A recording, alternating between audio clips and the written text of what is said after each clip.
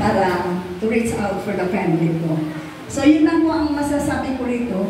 At I am very thankful po kay Sir Honorio, Sir Alberto, Ma'am Eros, and Sir Nestor. Kasi po, sila po ang mag-form itong segment ko. Ito grand reunion natin. Without this, I didn't find my one of our batchmates.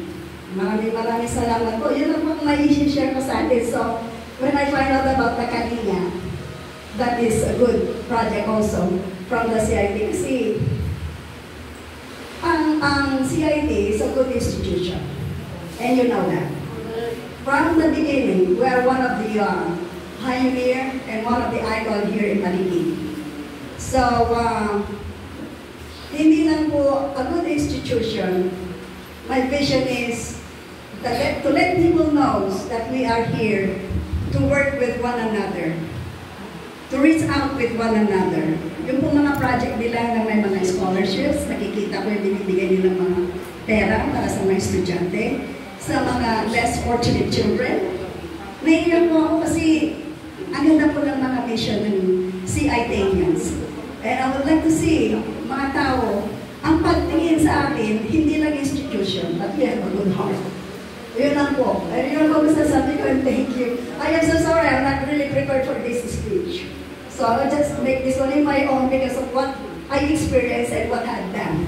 Thank you po, and God bless to all of us. Yun si Angelina Beltran Adams. Yung accent niya, pasensyahan niyo na po kasi yan, doon na nagdalaga sa Amerika. Kababata ko yan, kalaro ko dati. So nakikita ninyo yung ginagawa nating reunion, marami siyang pupuntahan.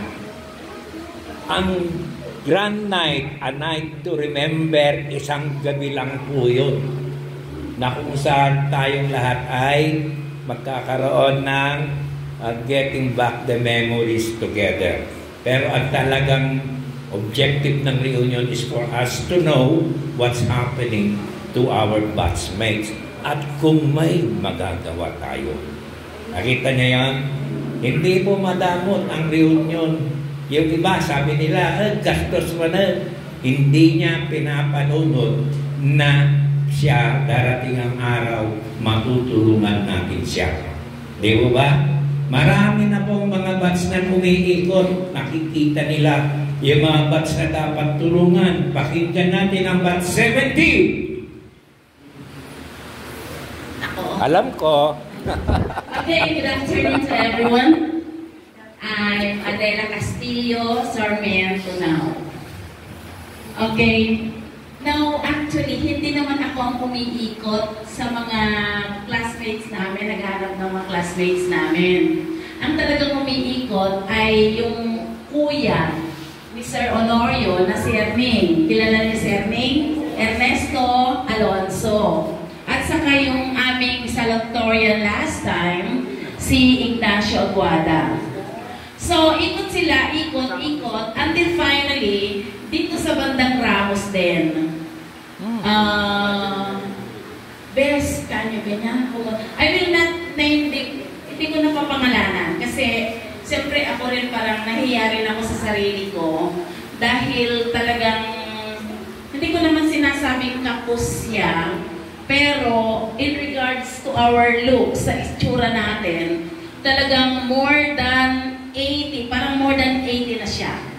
So sabi niya ganyan, punta sila sa akin, may kanya, may problema tayo. Bakit? Sabi ko ganyan, meron tayong classmate, kako, na ayaw ipakita ng mga anak. Ayaw siyang ipakita ng mga anak. Then sabi niya, nagpunta kami doon, sabi niya, ayaw ipakita ng anak. Nandun na nga kami, ayaw ipakita ng anak, sabi niya. So, sabi ko ganyan, balikan natin. Kasi ayaw ipakita yung nanay. Pero actually, sa mga napapakinggan namin, yung ano na yun is, nag-abroad daw siya, and then comes the time na nagsasalita na siya sa sarili niya, ganyan. And then, pinuntahan nila, ayaw ipakita ng mga anak. So baka mamaya, sabi niya ganyan,